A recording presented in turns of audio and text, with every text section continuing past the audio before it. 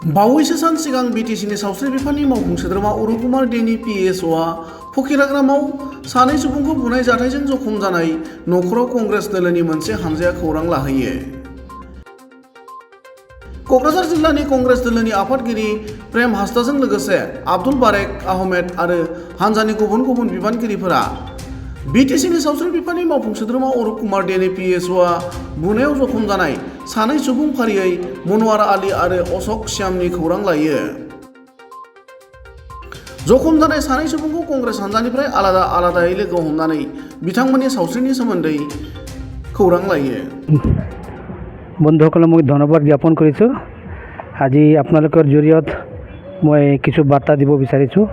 আজি যোৱা কিছু ধৰি আমি ফকিৰাগ্ৰাম সমষ্টি যিটো অশৃংখলা সৃষ্টি হৈছে সেইটোৰ বিষয়ে আমি ইয়াতে আমি অৱগত হৈছোঁ। প্ৰথমতে আমি আমাৰ যি EM আছিলে অৰুপ দে, তেওঁৰ যি গৃহৰক্ষী আছিলে মনাৰ আলী, তেখেতৰ ঘৰত গৈছোঁ, তেখেতৰ স্বাস্থ্যৰ বুজ লৈছোঁ আৰু কি ঘটনা আছে গোটেই তথ্যটো আমি তেখেতৰ পৰা লৈছোঁ। তাৰপিছত আজি আকৌ ইয়াতে আহিলোঁ, ইয়াত অশোক শ্যামৰ ঘৰত তেখেতৰ কথাও আমি জানি লৈছোঁ। তেখেতৰ তেওঁৰ শৰীৰৰ আমি তথ্য লৈছোঁ, তেখেতৰ পৰা জানিব পাৰিছোঁ আৰু কি ঘটনা হৈছিলে কিয় হৈছিলে এই গোটেই তথ্যটো আমি লৈছোঁ।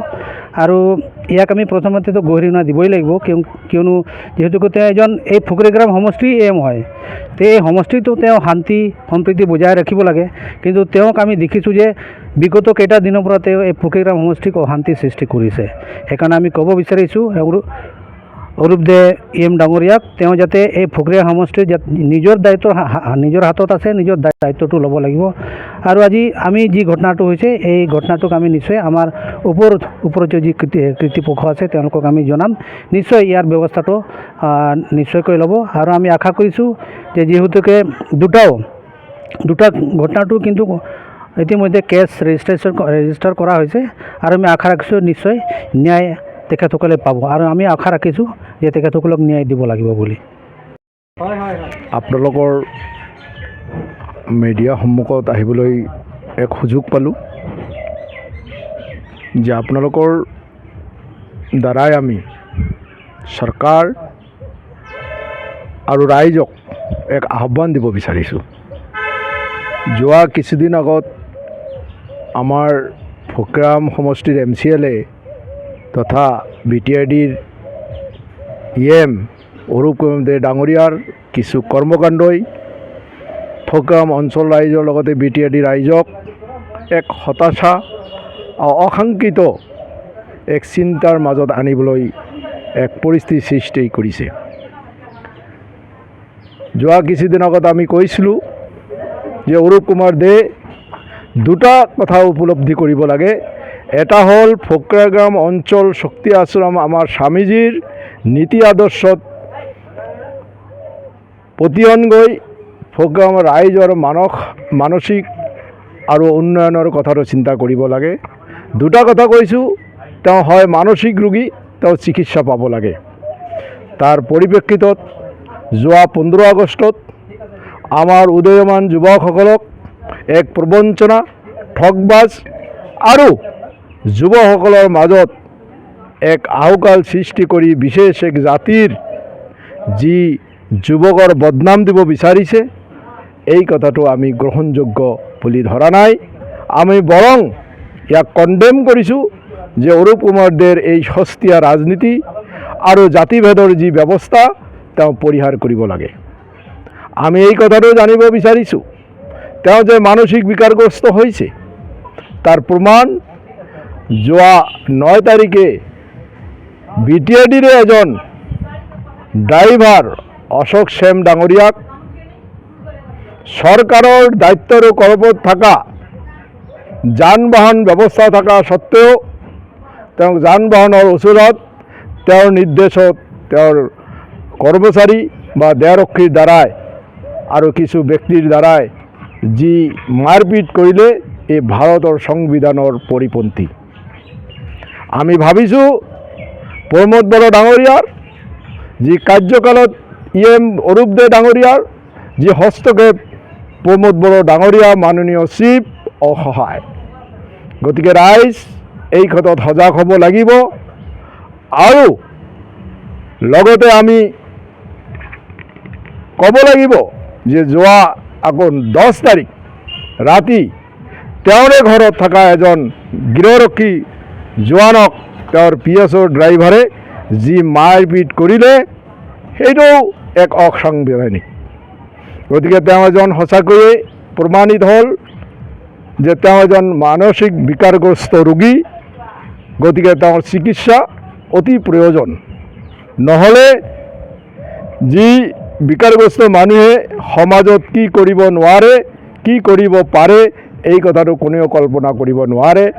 যেনেকৈ পগলা কুকুৰে যিকোনো মুহূৰ্তত কামোৰ দিব পাৰে, তেনে এক আৱিৰ্ভাৱ হৈছে। তো মই আশা ৰাখিছোঁ যে সমগ্ৰ BTAD ৰাইজক আজি সমাগত আমাৰ বিশ্বকৰ্মা পূজাৰ সন্ধিক্ষণত সকলো মানুহকে মই আহ্বান জনাইছোঁ, সকলো জাতি ধৰ্ম নিৰ্বিশেষে, যে আমাৰ ভাৰতীয় জাতীয় কংগ্ৰেছ দলৰ পৰা কোকৰাঝাৰ জিলাৰ হৈ যে এই পূজাৰ লগতে বিভিন্ন সময়ত যি পূজা পাৰ্বণ হ'ব, ধৰ্মীয় অনুষ্ঠান হ'ব, সকলোকে মিলি সকলোৱে একলগে মিলি যাতে শান্তি শৃংখলা বজাই ৰাখি নিজৰ ধৰ্ম পালন কৰে, তাৰ কাৰণে মই সকলোকে আহ্বান জনাইছোঁ। আৰু লগতে এই কথাটো আজি ক'বলৈ বাধ্য হৈছোঁ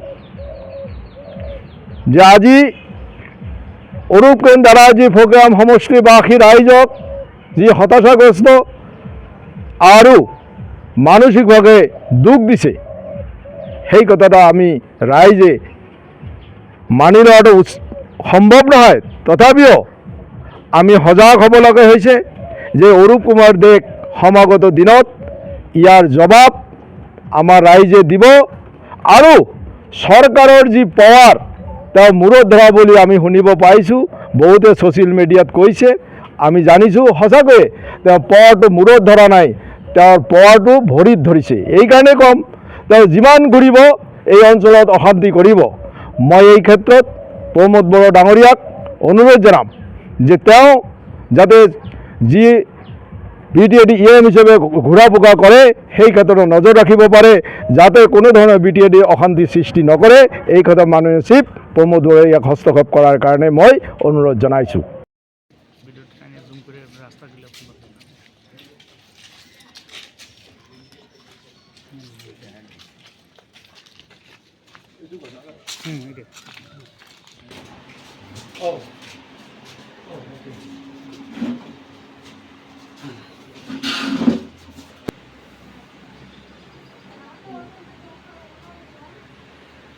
তোমাৰ যি ঘটনাটো ঘটিল, আমি অলপ দেৰি হ'ল, আমাৰ বিভিন্ন ভিডিঅ' নিজৰ অলপ আমাৰ প্ৰেচিডেণ্টৰ আজি গম পাইছোঁ, মাজত মই খবৰ ল'লোঁ, বিৰাট অলপ কষ্ট যিয়ে নহওক। আজি আমাৰ কংগ্ৰেছ দলীয় হিচাপে আমাৰ সভাপতি আমি আহিছিল, আৰু আপোনাৰ যিটো দুৰ্ঘটনা হৈ গ'ল আপোনাৰ লগত, সেই সম্পৰ্কে অলপ সমবেদনা জ্ঞাপন কৰিবলগীয়া হৈছিল। আৰু পৰিয়ালৰ লগত ঘটি এটা চেম্পিটি দি আলোচনা হৈছোঁ যে যি ঘটনাটো ঘটিল সেই সম্পৰ্কে অলপ শুনিব বিচাৰিছোঁ।